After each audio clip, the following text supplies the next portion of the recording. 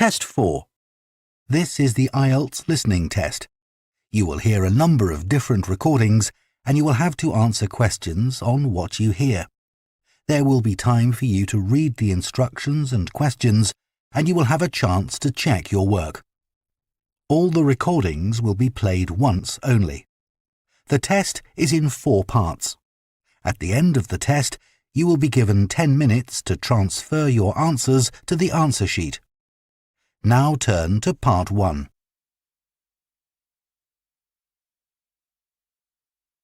Part 1. You will hear a man phoning to inquire about a cleaning service for his apartment. First, you have some time to look at questions 1 to 5.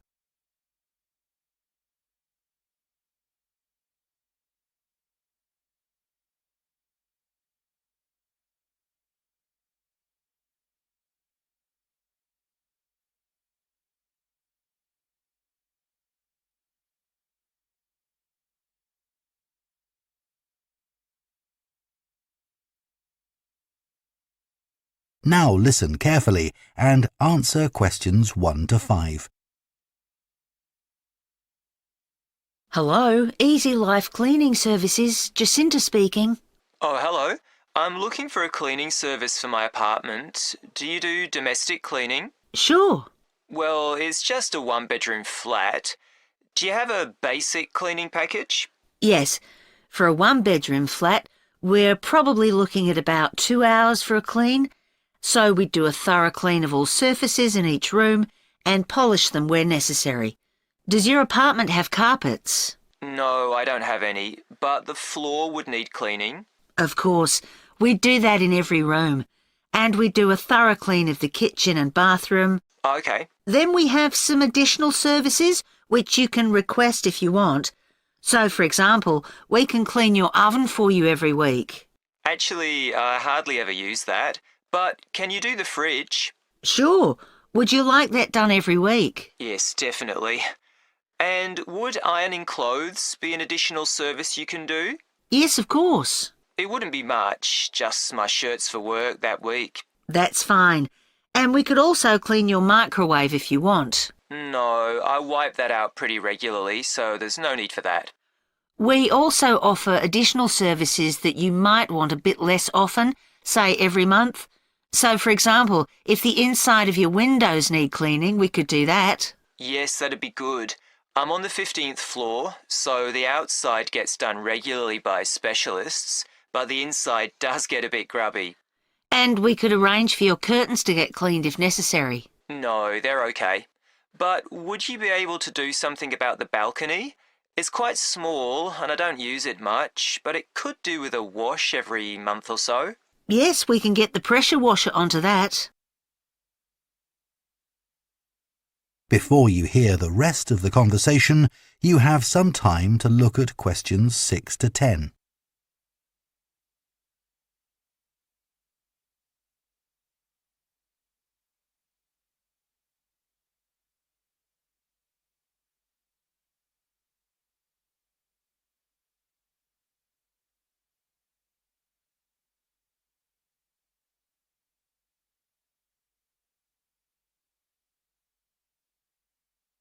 Now listen and answer questions 6 to 10. Now, if you're interested, we do offer some other possibilities to do with general maintenance. For example, if you have a problem with water and you need a plumber in a hurry, we can put you in touch with a reliable one who can come out straight away. And the same thing if you need an electrician. Right, that's good to know. I've only just moved here, so I don't have any of those sorts of contacts.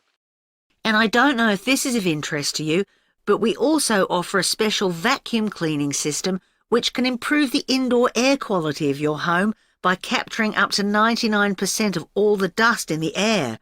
So if you're troubled by allergies, this can make a big difference. Right, in fact, I don't have that sort of problem, but I'll bear it in mind. Now, can you tell me a bit about your cleaning staff? Of course. So all our cleaners are very carefully selected. When they apply to us, they have to undergo a security check with the police to make sure they don't have any sort of criminal background. And of course, they have to provide references as well.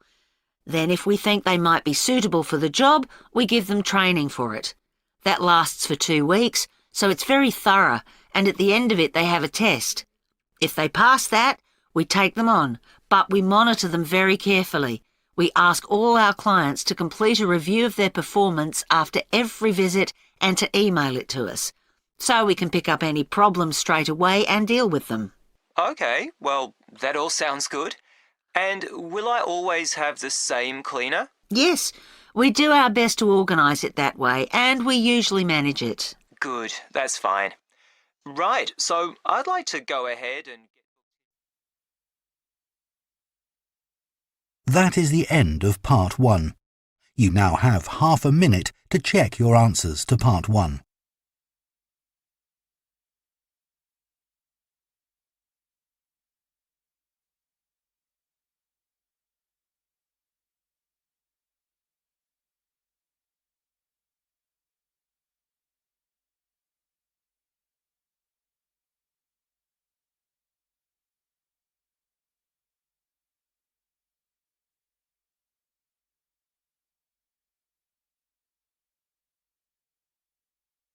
Part 2.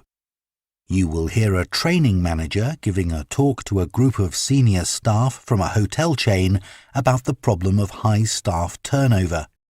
First, you have some time to look at questions 11 to 14.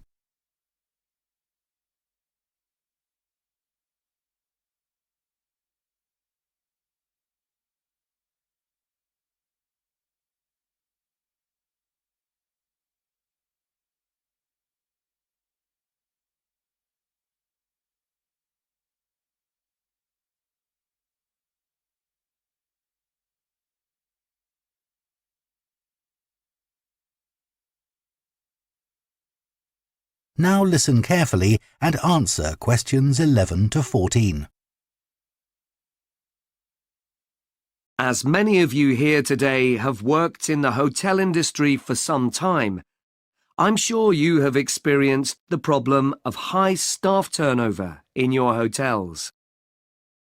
Every hotel relies on having loyal and experienced members of staff who make sure that everything runs smoothly. If staff are constantly changing, it can make life difficult for everyone. But why do staff leave frequently in many hotels? Of course, many hotel jobs, such as cleaning, are low-skilled and are not well paid. A lot of managers think it's this and the long hours that are the main causes of high staff turnover. But what they don't realise is that it's the lack of training in many hotel jobs which is a huge factor.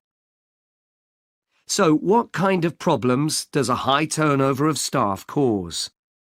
Well, having to recruit new staff all the time can be very time-consuming, and managers may have to cover some duties while waiting for new staff to arrive.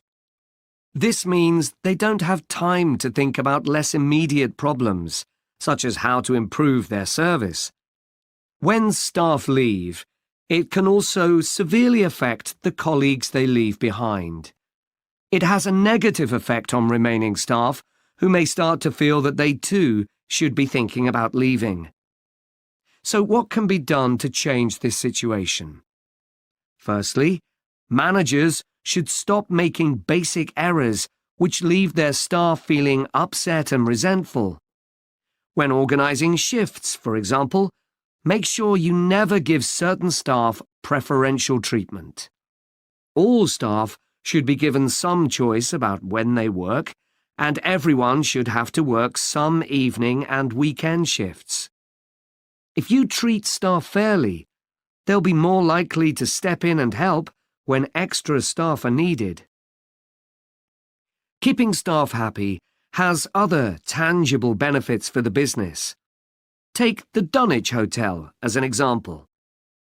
It had been experiencing a problem with staff complaints, and in order to deal with this, invested in staff training and improved staff conditions.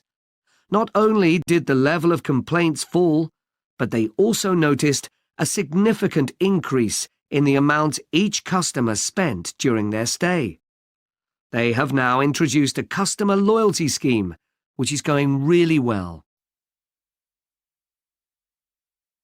Before you hear the rest of the talk, you have some time to look at questions 15 to 20.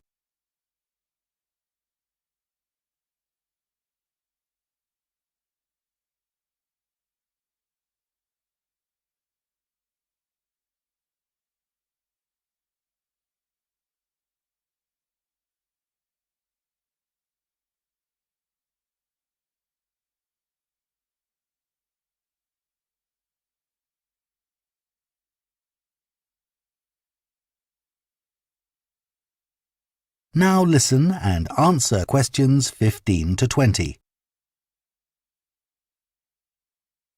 Now I'd like to look at some ways you can reduce staff turnover in your hotels.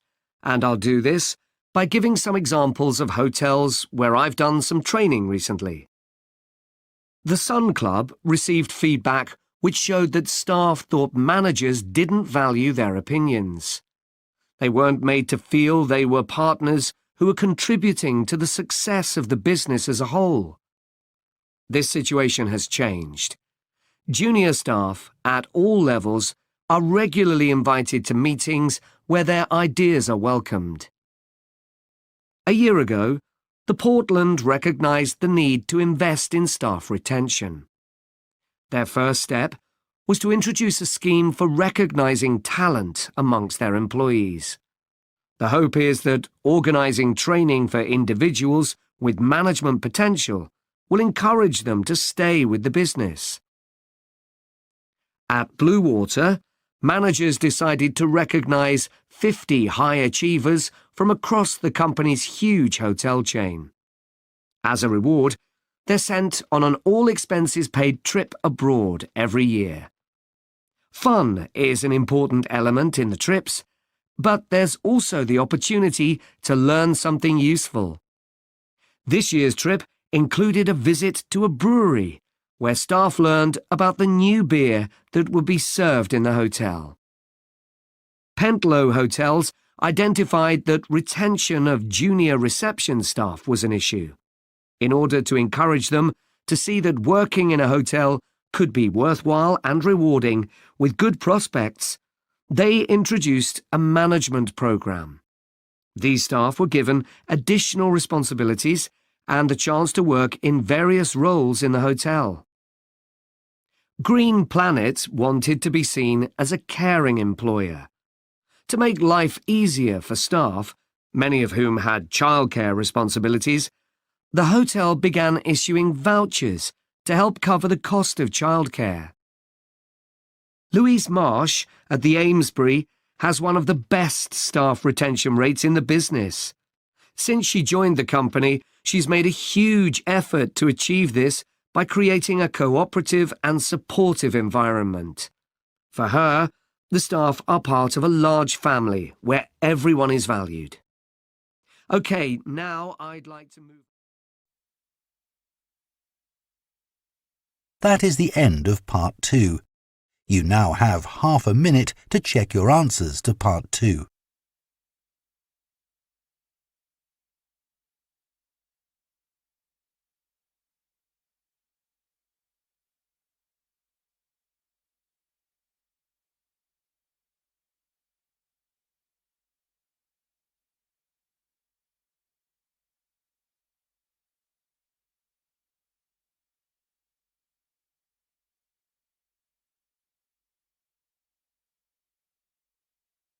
Part 3.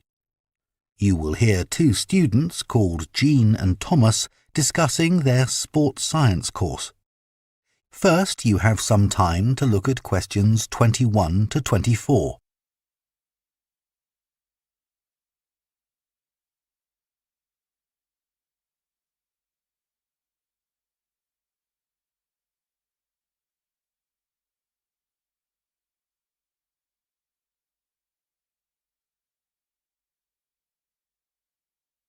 Now listen carefully and answer questions 21 to 24.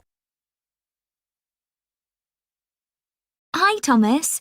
How are you enjoying the course so far? Yeah, I think it's good. Remind me, why did you decide to study sports science? Didn't you want to be a professional athlete when you were at school? Yeah, that was my goal, and all my classmates assumed I would achieve it. They thought I was brilliant. That must have been a nice feeling. I thought I could win anything. There was no one who could run faster than me. Exactly. So what happened? Did your mum and dad want you to be more academic? Not at all. Perhaps they should have pushed me harder, though. What do you mean? I think I should have practiced more. What makes you say that? Well, I went out to Kenya for a couple of weeks to train. Really? I didn't know that. I was chosen to go there out of loads of kids and run with some of the top teenage athletes in the world. And I was so calm about it. I just kept thinking how fortunate I was. What a great chance this was. Everyone back home was so proud of me. But once we started competing, I very quickly realised I wasn't good enough. That must have been a huge shock. I thought, this can't be happening. I was used to winning. I'm sorry to hear that. It's okay. I'm over it now, and I think it's much better to do a university course.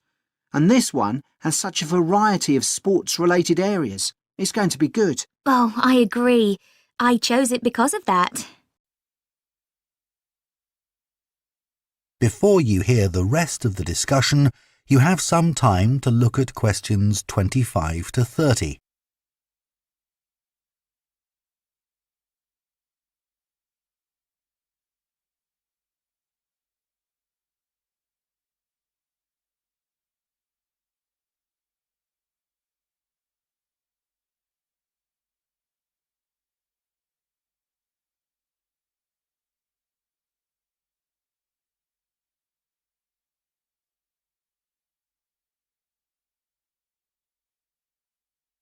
Now listen and answer questions 25 to 30. So, Jeanne, have you thought of any ideas for the discussion session next week on technology and sport? We have to cover more than one sport, don't we? Yeah. You know, we always think technology is about the future, but we could gather some ideas about past developments in sport. Look at early types of equipment, perhaps. I remember reading something about table tennis bats once, how they ended up being covered with pimpled rubber. 'Cause they were just wooden at first, I'd imagine. Yeah.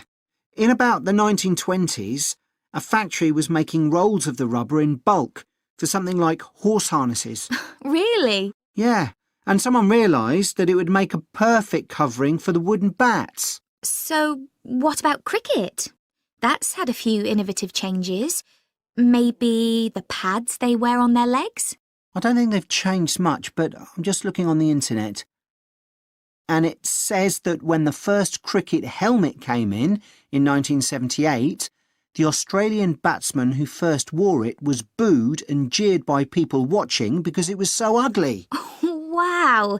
Players have to protect themselves from getting hurt. I mean, everyone wears one now. Unlike the cycle helmet. Well, unless you're a professional. But you're right, many ordinary bikers don't wear a helmet. Hey, look at these pictures of original helmet designs. This one looks like an upside-down bowl. Yet the woman's laughing. She's so proud to be wearing it. It says serious cyclists ended up with wet hair from all the hard exercise. I guess that's why they have large air vents in them now, so that the skin can breathe more easily. OK, so we've done helmets. What about golf balls? Or better still, golf clubs. They've changed a lot. Yeah. I remember my great-grandfather telling me that because a club was made entirely of wood, it would easily break and players had to get another. There's no wood at all in them now, is there? No, they're much more powerful. The same must be true of hockey sticks. I don't think so, because players still use wooden sticks today. What it does say here, though, is that when the game started, you had to produce a stick yourself. I guess they just weren't being manufactured. So, One more, perhaps? What about football? Well, I know the first balls were made of animal skin. Yeah, they covered them with pieces of leather that were stitched together. But the balls let in water when it rained. Oh, that would have made them much heavier. That's right. You can imagine the damage to players' necks when the ball was headed. Oh, how painful that must have been. Yeah. Well, I think we can put together some useful ideas and... That is the end of Part 3. You now have half a minute to check your answers to Part 3.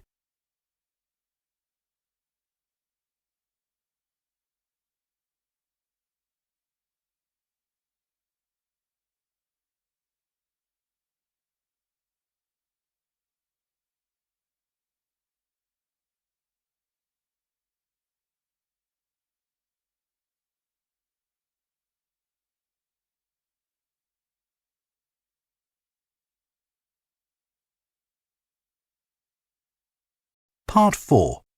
You will hear a presentation by a food science student about the production of maple syrup. First, you have some time to look at questions 31 to 40.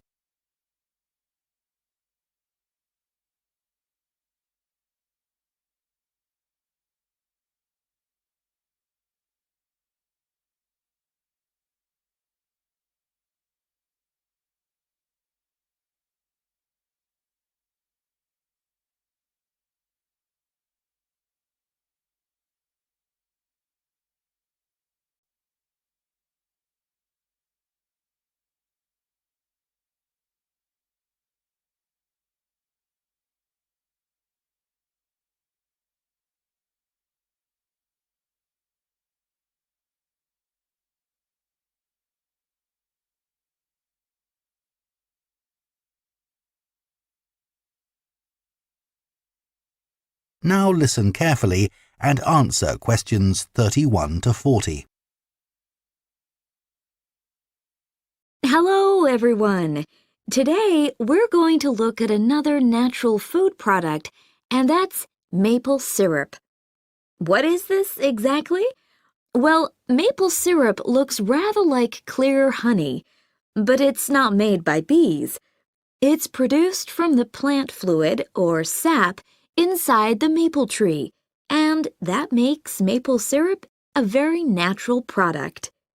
Maple syrup is a thick, golden, sweet-tasting liquid that can be bought in bottles or jars and poured onto foods such as waffles and ice cream, or used in the baking of cakes and pastries. It contains no preservatives or added ingredients, and it provides a healthy alternative to refined sugar. Let's just talk a bit about the maple tree itself, which is where maple syrup comes from. So, there are many species of maple tree, and they'll grow without fertilizer in areas where there's plenty of moisture in the soil. However, they'll only do this if another important criterion is fulfilled, which is that they must have full or partial sun exposure during the day and very cool nights. And I'll talk more about that in a minute. There are only certain parts of the world that provide all these conditions. One is Canada, and by that I mean all parts of Canada. And the other is the northeastern states of North America. In these areas, the climate suits the trees perfectly. In fact, Canada produces over 2/3 of the world's maple syrup, which is why the 5-pointed maple leaf is a Canadian symbol and has featured on the flag since 1964. So, how did maple syrup production begin? Well, long before Europeans settled in these parts of the world, the indigenous communities had started producing maple sugar. They bored holes in the trunks of maple trees and used containers made of tree bark to collect the liquid sap as it poured out. As they were unable to keep the liquid for any length of time, they didn't have storage facilities in those days. They boiled the liquid by placing pieces of rock that had become scorching hot from the sun into the sap. They did this until it turned into sugar, and they were then able to use this to sweeten their food and drinks. Since that time, improvements have been made to the process, but it has changed very little overall.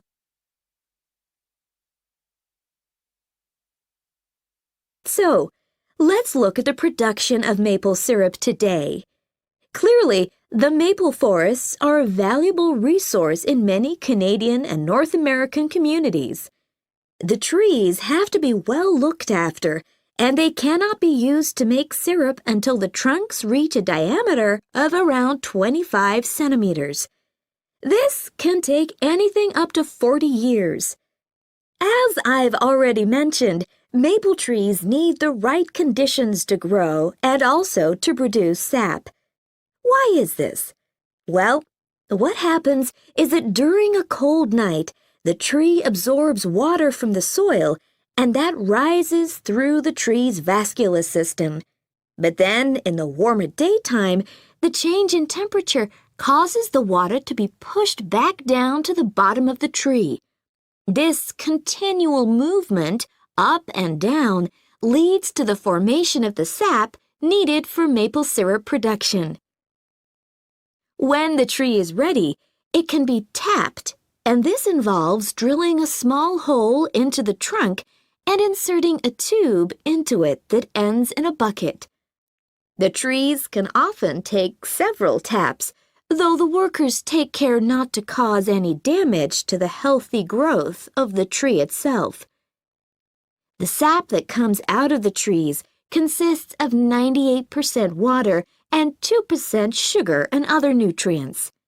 It has to be boiled so that much of that water evaporates, and this process has to take place immediately using what are called evaporators. These are basically extremely large pans. The sap is poured into these. A fire is built, and the pans are then heated until the sap boils. As it does this, the water evaporates and the syrup begins to form. The evaporation process creates large quantities of steam, and the sap becomes thicker and denser, and at just the right moment, when the sap is thick enough to be called maple syrup, the worker removes it from the heat. After this process, something called sugar sand has to be filtered out, as this builds up during the boiling and gives the syrup a cloudy appearance and a slightly gritty taste. Once this has been done, the syrup is ready to be packaged so that it can be used for a whole variety of products. It takes 40 liters of sap to produce 1 liter of maple syrup, so you can get an idea of how much is needed. So that's the basic process. In places like Quebec, That is the end of Part 4. You now have 1 minute to check your answers to Part 4.